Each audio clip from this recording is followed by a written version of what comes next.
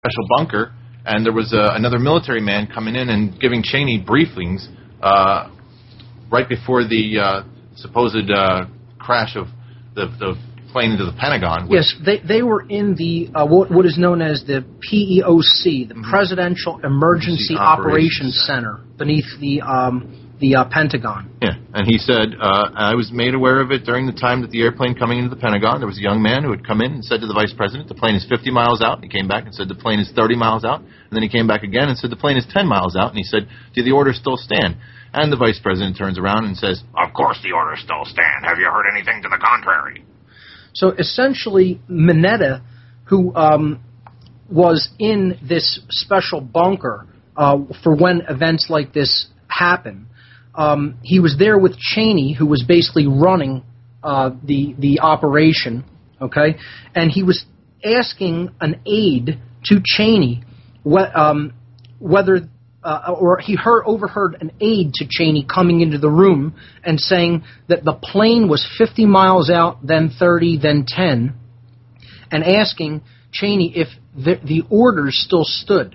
Now, people have talked all about the timeline about this, and that the White House was being evacuated or not being evacuated at the time that Mineta gave this testimony, okay,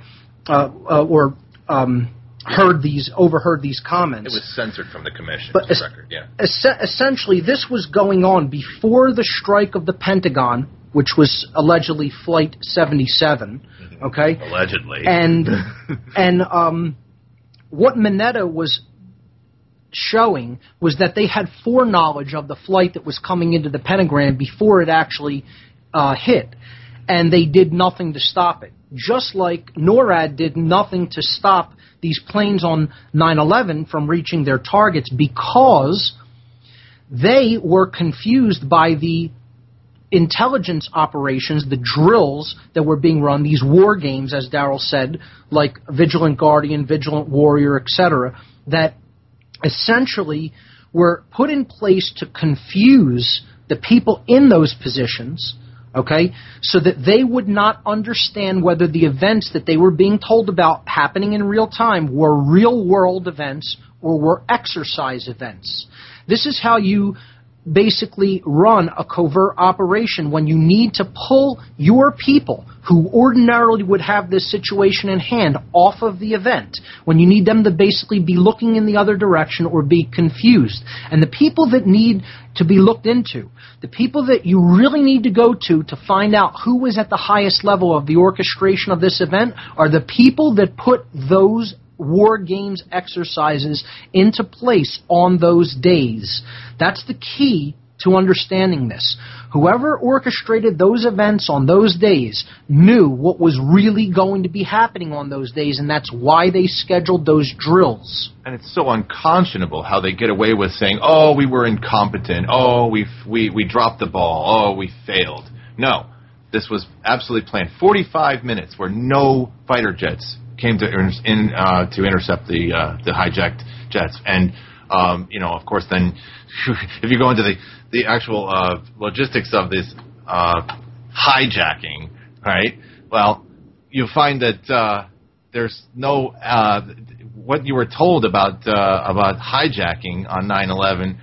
It comes from these so-called cell phone calls from the passengers on the plane, but then you find that the cell phone calls would never work at altitudes that high. In fact, it has been proved conclusively that at the time, the technology at the time in 2001, you couldn't make a cell phone call from above 5,000 feet. It wouldn't go through. You'd be hitting too many cell towers, and the signal would be lost. There's also some evidence that there may have been some voice mimicking technology used because of the types of phrases being said to people's parents or mothers that they would never have spoken of in that way, like using their first and last name when talking to their mother and asking questions like, "You believe me, right?" Yes. So we'll post some documents to the podcast about that people should look into. Darrell, I want to talk about the operation known as Able Danger, which was basically an investigation into bin Laden that was stonewalled. Is that correct? Yes. There was many people who were working with the FBI who had heard of supposed threats from, bin Laden, etc. Of course, this was completely fake. And, well, you have a guy named John O'Neill who tried to investigate bin Laden in Yemen prior to 9/11, and he was prohibited from doing so by his boss. We're going to talk about why that was on the other side of this break. You're listening to What on Earth is Happening. We're getting into the 9/11 inside job aspects today. We'll be right back after these messages, folks. Stay with us.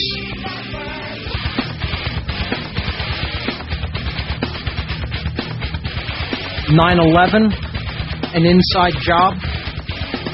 Most definitely. And most definitely much, much more than that. Including a human sacrifice ritual, among other things. People think human sacrifice stopped hundreds of years ago. It's still going on, ladies and gentlemen. Except in the modern day, they don't take people up to the top of pyramids and cut their hearts out with obsidian blades. They fly planes into office buildings. We're here with Darrell Rollins, Philadelphia 9/11 Truth activist. On the other side of the break, we were talking about Operation Able Danger, and you're going to wrap up that, and then you're going to transition into some other aspects. So great, yes. Continue. I will read briefly from a Times Herald, Norristown newspaper, Norristown, Pennsylvania, from August 17th of 2005. This is absolute mainstream media here, and it says, a Pentagon review of a defunct defense operation said to have linked a September 11th hijacker to a terrorist cell in New York City could shed light on why Defense Department officials shut down the secret program, Able Danger, more than a year before the 9/11 attacks. A defense intelligence analyst, Lieutenant Colonel Anthony Schaefer, who worked on the high-tech operation, said Tuesday that battle lines are being drawn in the Pentagon as the old program comes under renewed scrutiny. Right now, he says, the Department of Defense has a great deal of interest in this matter. Some elements in the Defense Department are attempting to go dirty. In June, Schaefer revealed to the Times Herald that Pentagon officials rejected a plan to have the FBI and Special Ops Command collaborate to track Mohammed Atta and the other suspected 9/11 terrorists. At the time, the Defense Intelligence Agency analyst asked not to be identified. Even after the 9/11 Commission's recommended changes in intelligence community practices, Schaefer said, little has changed.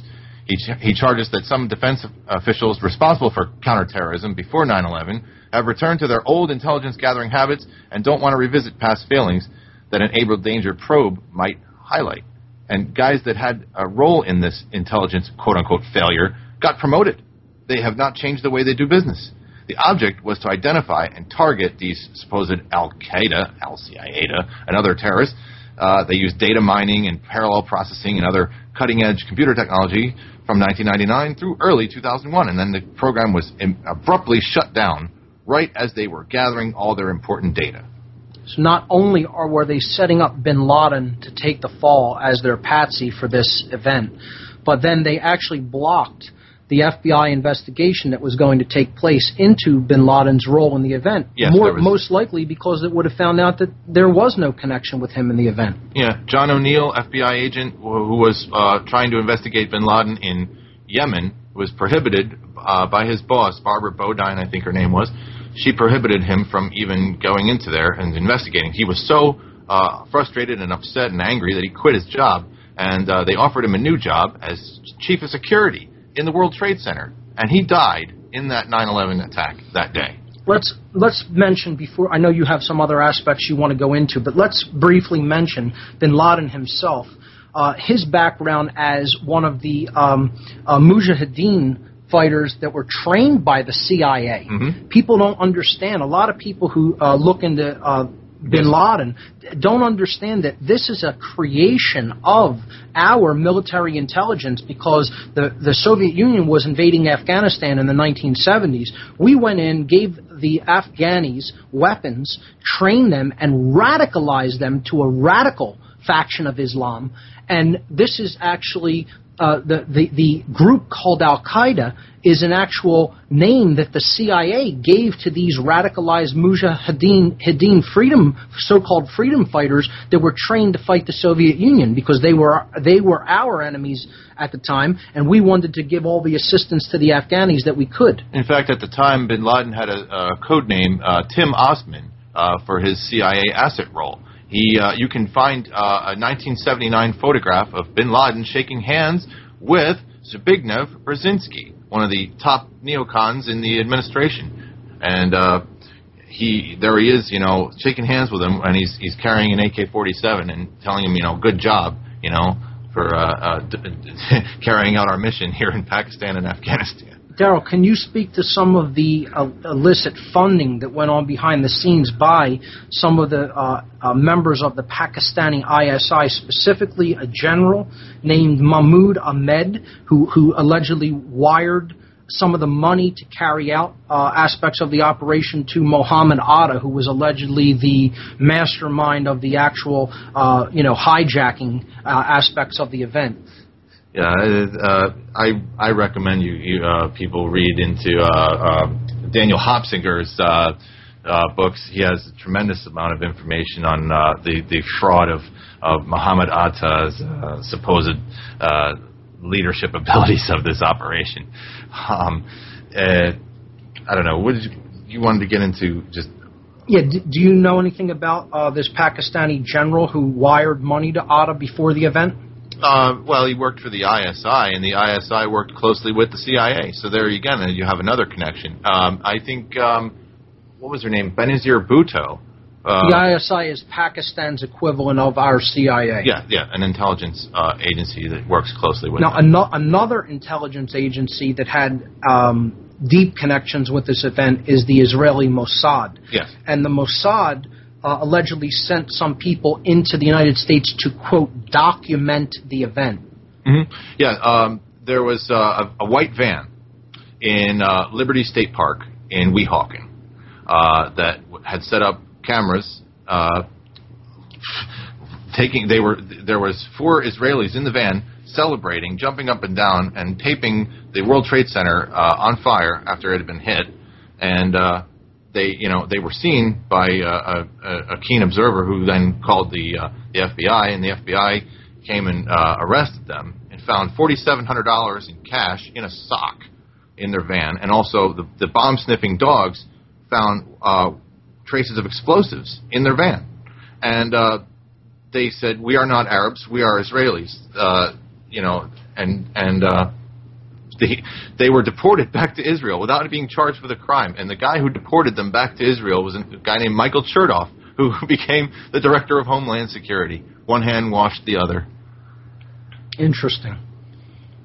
So let's look at some of the physical aspects of the event. Okay, people perceive this as, because this is what they were told immediately after the event, they pin it on somebody immediately who looks scary and who they are distrustful of because they know little about their culture.